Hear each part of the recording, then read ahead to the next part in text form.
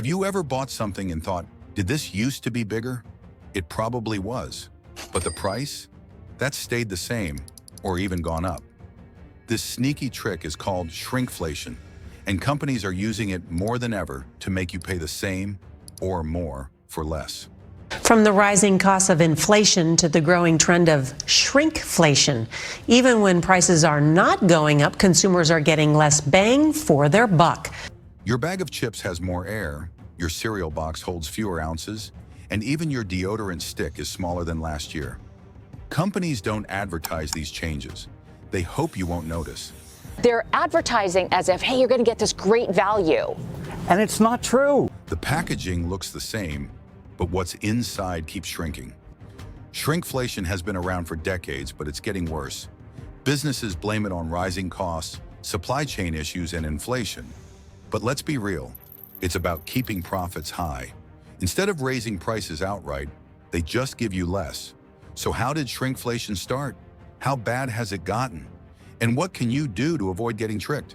Shrinkflation isn't new. Every time costs rise, whether due to inflation, supply chain disruptions, or higher wages, companies look for ways to make products seem the same while giving you less. One of the earliest examples dates back to the 1970s when inflation was hitting hard in the US. Instead of raising prices, companies quietly made products smaller. Candy bars, bags of flour, and soft drinks all lost ounces, but their packaging stayed the same. Fast forward to the 2008 financial crisis, and shrinkflation made another big comeback. Companies kept the same size packaging but put less inside. A bag of coffee that was 16 ounces might quietly drop to 14 ounces, but the bag still looked full. Now in the 2000s and 20s, shrinkflation is worse than ever. With global inflation pushing up costs, companies are using every trick in the book. But this time, consumers are catching on. Social media is filled with side-by-side comparisons, exposing just how much products have shrunk. Shrinkflation is sneaky.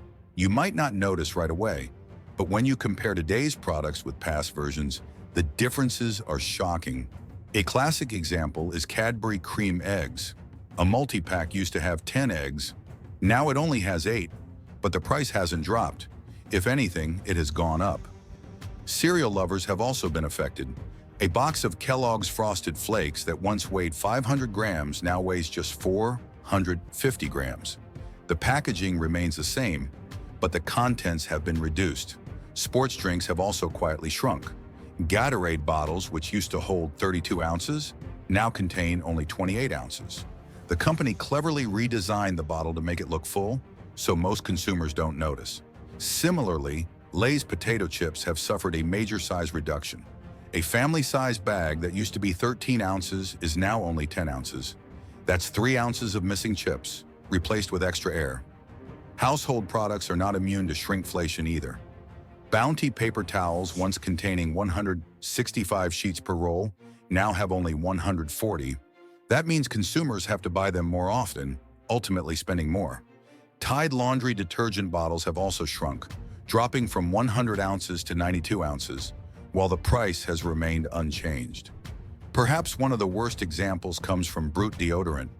The stick became smaller, yet the unit price per gram doubled, meaning consumers are paying significantly more for less product. Chocolate bars have also been affected. Snickers bars, which weighed 58 grams in 2012, are now just 48 grams. Even Toblerone found a sneaky way to cut down on chocolate. Instead of making their bars shorter, they increased the spacing between the chocolate peaks, reducing the amount of chocolate while keeping the bar's length the same.